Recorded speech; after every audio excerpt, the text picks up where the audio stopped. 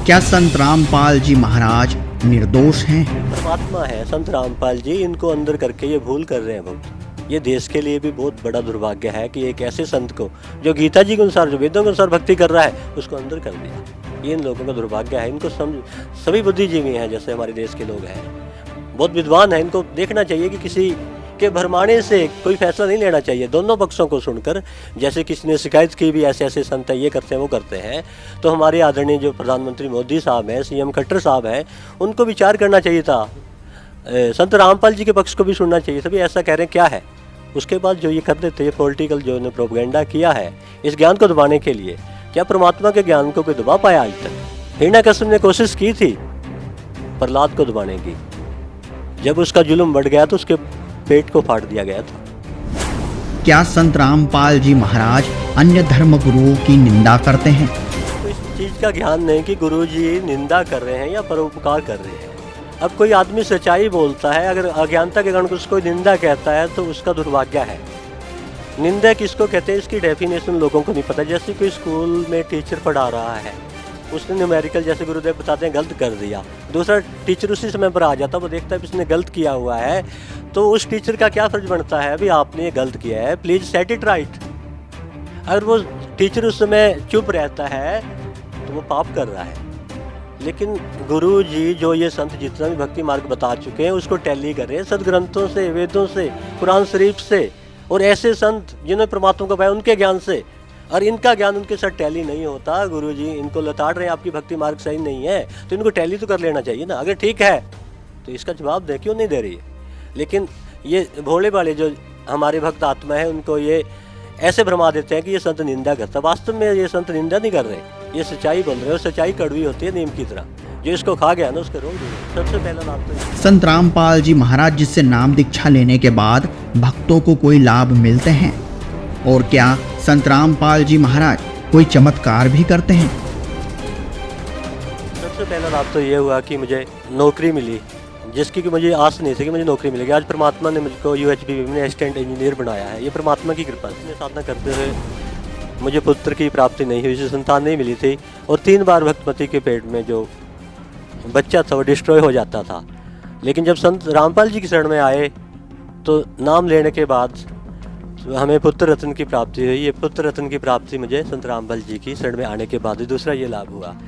तीसरा लाभ सर मुझे ये हुआ कि परमात्मा ने मुझे जीवन दान दिया। तो आ गया मैं, और 70 की स्पीड मेरी मोटरसाइकिल की थी, उसकी पता नहीं कितनी होगी, तो मैं हाईवे पे 20 फुट ऊपर जैसे फुटबॉल उछलती है वैसे उछल गया।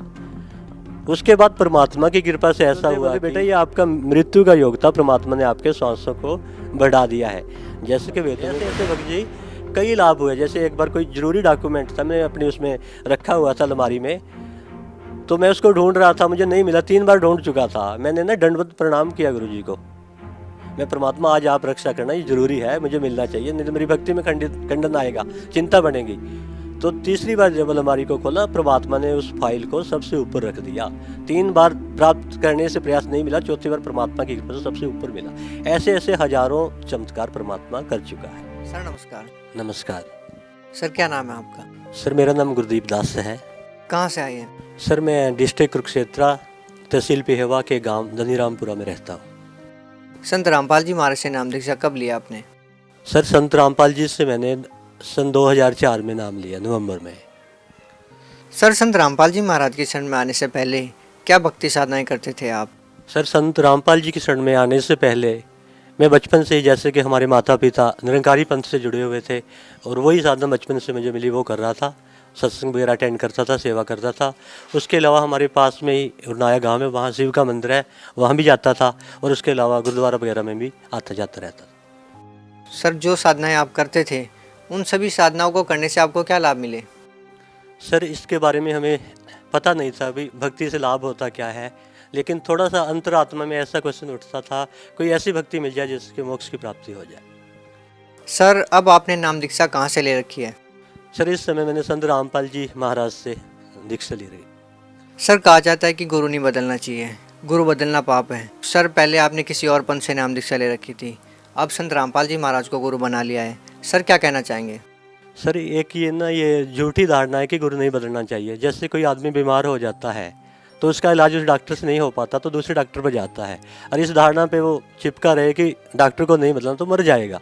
इसी प्रकार ये मोक्ष का मार्ग है, और इस मोक्ष के मार्ग पर हमें पता लग रहा है कि वहाँ मोक्ष नहीं हो सकता, तो हमें गुरु बदल लेना चाहिए। सर हम आपसे ये जानना चाहेंगे कि संत रामपाल जी महाराज के शरण में कैसे आए आप? सर संत रामपाल जी की शरण में परमात्मा की कृपा से ही मैं आया। सर बचपन में मेरी अंतरात्मा में ऐसा क्वेश्चन उठता जो पवित्र शास्त्र गीता जी है, इसमें कोई ऐसा ज्ञान है जिससे मोक्ष हो सकता है।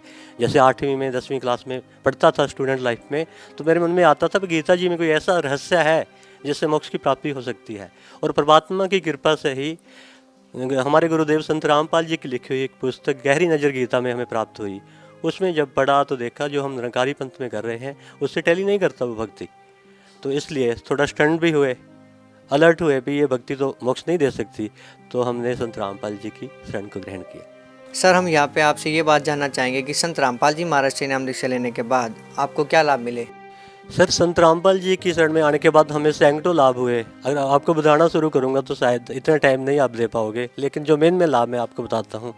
सबसे पहला लाभ तो ये हुआ कि मुझे नौकरी मिली, जिसकी कि मुझे आस नहीं थी कि मुझे नौकरी मिलेगी। आज परमात्मा ने मुझको UHBB में असिस्टेंट इंजीनियर बनाया है, ये परमात्मा की कृपा से है। दूसरा लाभ ये हुआ मुझे सर कि मेरी मैरिज 2000 में हुई थी। 4 साल तक वो निरंकारी पंथ में साधना करते हुए मुझे पुत्र की प्राप्ति नहीं हुई, उसे संतान नहीं मिली थी, और 3 बार भक्तमती के पेट में जो बच्चा था वो डिस्ट्रॉय हो जाता था। लेकिन जब संत रामपाल जी की शरण में आए तो नाम लेने के बाद तो हमें पुत्र रत्न की प्राप्ति हुई। ये पुत्र रत्न की प्राप्ति मुझे संत रामपाल जी की शरण में आने के बाद ही दूसरा ये लाभ हुआ। तीसरा लाभ सर मुझे ये हुआ कि परमात्मा ने मुझे जीवन दान दिया। एक बार ना पुराना आश्रम है गुरुदेव का बरवाड़ा में, वहाँ पे गए हुए थे। जब गुरुजी से आशीर्वाद लेने गए तो गुरुजी कहने लगे बेटा दर्शन के लिए जल्दी जल्दी आया करो। तो मेरी बुद्धि इतनी मोटी थी, मैं समझ नहीं पाया कि परमात्मा संत रामपाल जी क्या कह रहे हैं।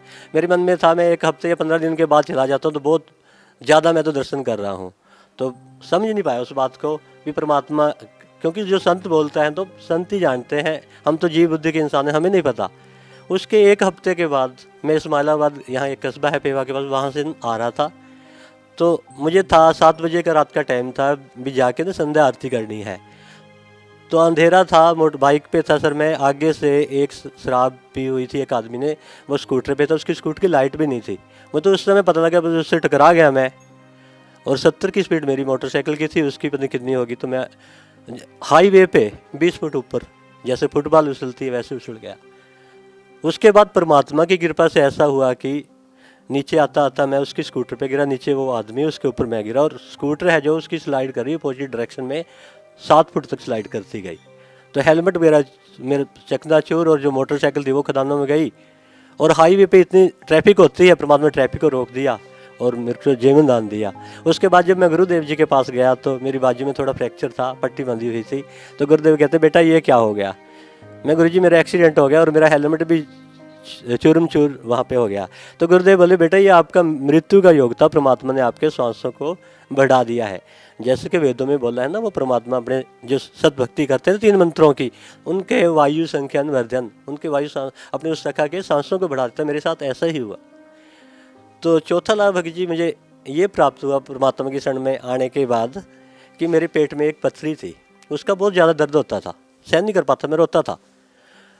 तो एक भगत था हमारे पास, रामदास भक्त, वो कहने लगा भक्तों के दर्द होगा तो ऐसा तो नहीं हो सकता। हम डॉक्टर के पास गए अल्ट्रासाउंड कराने के लिए, डॉक्टर भी 45 मिनट लगा रहा, वो भी नहीं खोज पाया भी क्या चीज़ है। उसके बाद आज तक 5 साल होने के मुझे कोई पेट का दर्द नहीं हुआ। परमात्मा की शरण के में आने के बाद एक मेरे साथ और घटना जो घटी, हमारे घर में, हमारे आंगन में एक अमरूद का वृक्ष था, सारा सूख चुका था, उसकी एक टहनी बिल्कुल थोड़ी सी जिसमें 10 पत्ते थे वो हरी थी। तो उधर गुरुजी का सत्संग में सुन रहा था, जीवा दत्ता का, जो कि भ्रूंज शहर में गुजरात के रहते थे। परमात्मा को पाने का उन्होंने एक फार्मूला बनाया था कि परमात्मा कैसे मिलते हैं। ये फार्मूला बनाया था भी ये सूखी टहनी जो मैंने धरती में गाड़ दी है ना, जिस परमात्मा की शरणामत से ये सूखी टहनी हरी हो जाएगी वो परमात्मा होगा। तो मेरे मन में आया परमात्मा तो आज भी वही है जो उस समय था, तो इस अमरूद को फिर भी कृपा कर दो, मैं इसके अमरूद होंगे ना आपकी शरण में लेके आऊँगा। तो आज भक्त जी वो अमरूद हरा का भरा है, लाल अमरूद, उसको इतने अच्छे लगते हैं, भक्त खाते हैं ना, वो कहते हैं इस लोक के अमरूद नहीं है ये, किसी दूसरे लोग के, वो परमात्मा की कृपा से मिले। ऐसे ऐसे भक्त जी कई लाभ हुए। जैसे एक बार कोई ज़रूरी डॉक्यूमेंट था, मैं अपने उसमें रखा हुआ था अलमारी में, तो मैं उसको ढूंढ रहा था, मुझे नहीं मिला, 3 बार ढूंढ चुका था। मैंने ना दंडवत प्रणाम किया गुरु जी को, मैं परमात्मा आज आप रक्षा करना, ये जरूरी है, मुझे मिलना चाहिए, नहीं तो मेरी भक्ति में खंडन आएगा, चिंता बनेगी। तो तीसरी बार जब अलमारी को खोला, परमात्मा ने उस फाइल को सबसे ऊपर रख दिया। 3 बार प्राप्त करने से प्रयास नहीं मिला, चौथी बार परमात्मा की कृपा से सबसे ऊपर मिला। ऐसे ऐसे हजारों चमत्कार परमात्मा कर चुका है। सर हिंदुस्तान में बहुत सारे धर्मगुरु हैं, संत रामपाल जी महाराज से नाम दीक्षा क्यों लिया आपने? सर ये क्वेश्चन आपने काफ़ी महत्वपूर्ण पूछा। गुरु तो बहुत है, लेकिन हमें आज तक गुरु जी के बारे में पता नहीं था कि असली गुरु कौन होता है और नकली कौन होता है। किसी भी गुरु को परखने के लिए कोई कसौटी होती है, कोई मापदंड होता है जिसपे उस गुरु को परख सकते हैं। आज तक हमें ज्ञान नहीं था, धार्मिक गुरुओं के शरण में तो गए हुए थे, लेकिन हमें ज्ञान नहीं था कि गुरु को परखना कैसे होता है। गुरु जी संत रामपाल जी के शरण में आने के बाद हमें पता लगा अभी सच्चा गुरु क्या होता है। जैसे कि गीता जी के 16वें अध्याय में बताया है असली गुरु के बारे में, कहता है अर्जुन जो शास्त्र विधियों को त्याग कर भक्ति में मनमाना आचरण करता है, ना उनको कोई सुख, ना कोई सिद्धि, ना कोई परम गति। इसलिए भक्ति में तेरा क्या कर्तव्य है, क्या अकर्तव्य, इसके लिए शास्त्र प्रमाण है, और तो शास्त्र विहित ही कर्म कर। तो अब हमें पता लगा हम तो शास्त्रों से बाहर चल रहे थे। तो ये ज्ञान शास्त्रों के अनुसार आज संसार में कोई नहीं दे रहा। एक तो ये कारण है कि गुरु जी के शरण में आया। फिर उसके बाद जो मंत्र बताए गीता जी के 17वें अध्याय के 23वें श्लोक में, ओम तत्सत इति निर्देशे ब्रह्मणे त्रिविधि स्मृत है ब्रह्मण तेन वेदा च यज्ञ च विहिता पुरा। भी परमात्मा की प्राप्ति के लिए 3 ही मंत्रों का निर्देश है, ओम तत्व सत। जैसे गुरुदेव संत रामपाल जी ने बताया कि ओम तो खुला मंत्र है, तत्व सत कोड में है। आज वर्ल्ड में कोई भी ऐसा गुरु नहीं है कि तत्व सत को बता सके। ओम लेवल तक का भी कोई संत नहीं जिसको पूरी नॉलेज हो कि ओम की भक्ति के साथ क्या टर्म कंडीशन लागू होती हैं, कैसे किया जाता है। 5 तरह के यज्ञ चलते हैं। तो गीता जी में बताया गया है कि ओम मंत्र जिस परमात्मा का मंत्र है, वहाँ से तो भक्ति की शुरुआत है, आरंभ करनी है। आज ये जितने भी ये संत महात्मा है, कोई भी ओम की भक्ति नहीं दे रहा। तो इसलिए संत रामपाल जी के शरण में आया। ऐसे ऐसे और भी कारण है। गीता जी के 4 अध्याय के 34 श्लोक में बताया है, तत्विधि प्राणी पेतन परिप्रश्न ज्ञानी ज्ञानम तत्वदर्शनीम उपदेशयंती। मोक्ष का मार्ग तो तुझे तत्वदर्शी संत के पास ही मिलेगा, उससे विधि पूछना। तो जितने भी ये संत थे, अगर ये पूर्ण संत होते तो तत्वदर्शी संत अपने नाम के साथ लिखवाते। अब कोई मेडिकल स्टोर की दुकान है तो मेडिकल स्टोर तो उसके ऊपर लिखा होगा ना। अगर डॉक्टर की दुकान तो डॉक्टर लिखेगा, किराने की दुकान तो किराना लिखेगा। जिस संत के पास ये भक्ति विधि थी वही तो लिख सकता। आज तक किसी भी संत ने तत्वदर्शी संत नहीं लिखा। तो ये गुरु वही गुरु हैं जो 4 अध्याय के 34 श्लोक में लिखा है, तत्वदर्शी संत। तो गुरु जी पहली बार इस कलयुग में जहाँ तक है भी अपने नाम के साथ तत्वदर्शी संत लिख रहे हैं। इसलिए संत रामपाल जी के शरण में हम आ गए। सर कुछ लोगों की धारणाएं हैं कि संत रामपाल जी महाराज सभी धर्मगुरुओं की निंदा करते हैं, सर क्या कहना चाहेंगे? सर उनको इस चीज़ का ज्ञान नहीं कि गुरु जी निंदा कर रहे हैं या परोपकार कर रहे हैं। अब कोई आदमी सच्चाई बोलता है, अगर अज्ञानता के कारण उसको निंदा कहता है तो उसका दुर्भाग्य है। निंदा किसको कहते हैं इसकी डेफिनेशन लोगों को नहीं पता। जैसे कोई स्कूल में टीचर पढ़ा रहा है, उसने न्यूमेरिकल जैसे गुरुदेव बताते हैं गलत कर दिया, दूसरा टीचर उसी समय पर आ जाता, वो देखता है कि इसने गलत किया हुआ है, तो उस टीचर का क्या फर्ज बनता है, अभी आपने ये गलत किया है, प्लीज़ सेट इट राइट। अगर वो टीचर उस समय चुप रहता है तो वो पाप कर रहा है। लेकिन गुरु जी जो ये संत जितना भी भक्ति मार्ग बता चुके हैं उसको टैली कर रहे हैं सदग्रंथों से, वेदों से, कुरान शरीफ से, और ऐसे संत जिन्होंने परमात्मा को पाया उनके ज्ञान से। और इनका ज्ञान उनके साथ टैली नहीं होता। गुरु जी इनको लताड़ रहे हैं, आपकी भक्ति मार्ग सही नहीं है, तो इनको टैली तो कर लेना चाहिए ना। अगर ठीक है तो इसका जवाब दें, क्यों नहीं दे रही है। लेकिन ये भोले वाले जो हमारे भक्त आत्मा है उनको ये ऐसे भरमा देते हैं कि ये संत निंदा करता। वास्तव में ये संत निंदा नहीं कर रहे, ये सच्चाई बोल रहे हैं। और सच्चाई कड़वी होती है नीम की तरह, जो इसको खा गया ना उसके रोग दूर हो जाते हैं। सर आप पेशे से इंजीनियर हैं, अब बरवाला जितनी बड़ी घटना हुई है, संत रामपाल जी महाराज जेल में है, सर संत रामपाल जी महाराज के प्रति अब आपका भाव कैसा है? कहते भक्ति भाव बाधो नदीस सभी चले गहराए, सरता सोई जानिए जेठ मास ठहराए। ये हम भक्त समाज का गुरु संत रामपाल जी के जो शिष्य हैं उनके लिए जेठ मास है। इसमें जो ज्ञान गुरु जी ने दिया ना उससे हमारा भाव और भी ज़्यादा बढ़ गया है। ये परमात्मा है संत रामपाल जी, इनको अंदर करके ये भूल कर रहे हैं बहुत। ये देश के लिए भी बहुत बड़ा दुर्भाग्य है कि एक ऐसे संत को जो गीता जी के अनुसार, जो वेदों के अनुसार भक्ति कर रहा है, उसको अंदर कर दिया। ये इन लोगों का दुर्भाग्य है। इनको समझ, सभी बुद्धिजीवी हैं जैसे हमारे देश के लोग हैं, बहुत विद्वान हैं, इनको देखना चाहिए कि किसी कि भरमाने से कोई फैसला नहीं लेना चाहिए, दोनों पक्षों को सुनकर। जैसे किसी ने शिकायत की भी ऐसे ऐसे संत हैं, ये करते हैं वो करते हैं, तो हमारे आदरणीय जो प्रधानमंत्री मोदी साहब हैं, सीएम खट्टर साहब हैं, उनको विचार करना चाहिए था। संत रामपाल जी के पक्ष को भी सुनना चाहिए था, भी ऐसा कह रहे हैं क्या है। उसके बाद जो ये कर देते, ये पॉलिटिकल जो ने प्रोपेगेंडा किया है इस ज्ञान को दबाने के लिए, क्या परमात्मा के ज्ञान को कोई दबा पाया आज तक? हिरण्यकश्यप ने कोशिश की थी प्रहलाद को दबाने की, जब उसका जुल्म बढ़ गया तो उसके पेट को फाड़ दिया गया था। सर आप लोगों को धर्मशास्त्रों के बारे में इतनी गहरी रुचि कैसे है? सर ये सारा ज्ञान गुरु संत रामपाल जी की कृपा से प्राप्त हुआ, उनका दिया हुआ ज्ञान हम बता रहे हैं। जैसे गुरु जी बताते हैं कि हमारे पवित्र चारों वेदों में, गीता जी में नहीं, गुरु ग्रंथ साहब में भी, जैसे गीता जी में बताया आपका मोक्ष 3 मंत्रों से होगा, इसी प्रकार साम वेद के 822 नंबर पेज पे भी लिखा है, मनीषी भी कबीर परिकोष है आशीष दत्त त्रितस्य नाम है। जो परमात्मा जब धरती पर आते हैं ना, जीवात्मा के उद्धार के लिए 3 नाम देते हैं, जो क्या करते हैं, जनन शरणिंद्र से वायु संख्यान वर्धन, उसको जन्म और मृत्यु के रोग से निकाल देते हैं, उसको पवित्र करते हैं और उसको सतलोक ले जाते हैं। यही बात सदगुरुदेव ने हमें बताई कि कुरान शरीफ में भी लिखी हुई है, सूरत फुरकानी सूरा नंबर 42 आयत नंबर 1 में एन सीन कप, ये 3 मंत्र हैं। यही बात गुरु ग्रंथ साहब पवित्र शास्त्र में बोली गई है 1328 नंबर पृष्ठ पे, पवित्र गुरु ग्रंथ साहब के, अग्नि बिंब पवंदी बाणी 3 नाम दे दासा, ते तस्कर जो नाम न लियो मर मर पचे 50। तो ये संत गुरु जी का जो नाम है, गुरुदेव ने जो हमें दिया है, वो नाम ऑथेंटिक है। तो जो भक्त समाज आज आप जैसे कहते पढ़े लिखे नहीं हैं, उनके बच्चे घर में पढ़े लिखे हैं, उनके बताने से उनको इस मार्ग को समझकर भक्ति के मार्ग पर लग जाना चाहिए, जिससे उनका भी उद्धार हो और जो पढ़े लिखे हैं उन सब का उद्धार हो। सर जो साधक आज भी संत रामपाल जी महाराज से जुड़ना चाहते हैं, वो संत रामपाल जी महाराज से कैसे जुड़ सकते हैं? सर जो लोग संत रामपाल जी से जुड़ना चाहते हैं, आज टीवी चैनल पे आजकल गुरुदेव के सत्संग आ रहे हैं, उनके नीचे पीले येलो कलर की पट्टी आती है, उसमें मोबाइल नंबर होते हैं, उन पर संपर्क करके आप जैसे जिला वाइज सतगुरु जी ने नामदान देने का आदेश दिया, वहाँ पे जाके अपना उद्धार करवा सकते हैं भक्तात्मा। सर संत रामपाल जी महाराज से नाम दीक्षा लेने के लिए कितने पैसे देने होंगे? सर इसके लिए कोई पैसा नहीं देना पड़ता, ये तो लोग वैसे अफवाह उड़ाते हैं। हम जब नाम लिए था कोई पैसा नहीं लिया गया, उल्टा वहाँ से अच्छा खाना मिलता है रहने के लिए और स्नान के लिए, और अच्छा खाना मिलता है, कोई पैसा नहीं लिया जाता। ये तो लोग वैसे एक तरह की अफवाह उड़ाते हैं, ऐसा कुछ नहीं है, सच्चाई है, वहाँ कोई पैसा नहीं लिया जाता। सर सतलोक आश्रम बरवाला के बारे में आप क्या कहना चाहेंगे? सतलोक आश्रम बरवाला पूरी धरती पर एक बहुत अच्छा स्थान है, जहाँ के परमात्मा की भक्ति की शुरुआत इस कलयुग में हुई है और परमात्मा वास्तविक स्थान दे रहे हैं। ऐसा पवित्र स्थान मेरे अंदाजे में तो पूरे विश्व में कहीं भी नहीं है। सर भगत समाज को क्या संदेश देना चाहेंगे? सर भक्त समाज को संदेश तो नहीं, करबद्ध होकर हम प्रार्थना ही कर सकते हैं कि आज तक जितने भी हमारे हिंदुस्तान में इस कलयुग में संत हैं, किसी को भी परमात्मा के बारे में नॉलेज नहीं, परमात्मा कौन है जिसका ऑथेंटिक प्रूफ ये दे सकें। जबकि गीता जी के 8वें अध्याय के 9वें श्लोक में लिखा है, कवियम पुराणम अति सीताराम अचिंत्य वर्णन आदित्य वर्णन प्रशस्ते।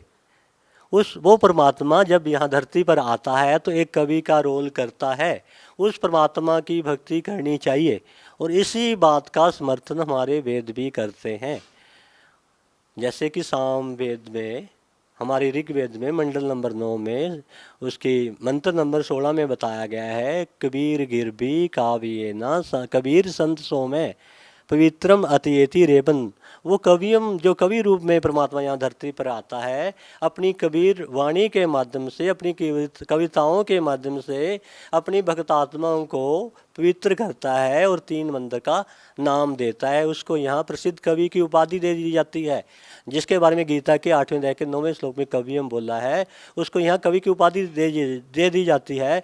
लेकिन वो परमात्मा वास्तविक रूप में तृतीय धाम की उस स्थायी भूमि पर एक संत रूप में विराजमान है, एक शासन पर वो परमात्मा है। आज तक जितने भी संत थे उनको ये नहीं पता परमात्मा कौन है। कोई परमात्मा को साकार कह रहा है, कोई निराकार कह रहा है, किसी ने आज तक नहीं बताया कि परमात्मा कबीर है, जिसको कि गुरु संत रामपाल जी ने शास्त्रों के आधार पर सिद्ध कर दिया। इसलिए भक्त समाज से मैं यही करबद्ध प्रार्थना करता हूँ कि शास्त्रों को ध्यान से, गुरुदेव जी की सत्संग को सुनो और उनके आधार पर जैसे वो प्रमाण देते हैं परमात्मा कौन है, उसकी प्राप्ति का क्या साधन है। जब प्रमाण मिल गए तो किंतु परंतु कोई क्वेश्चन नहीं रह जाता तो आपको परमात्मा की भक्ति करके यहाँ से पीछे छुड़वाना चाहिए, ये संदेश देना चाहता हूँ। सर बहुत बहुत धन्यवाद आपका। सच सत्य घटना, सत्य की तह तक।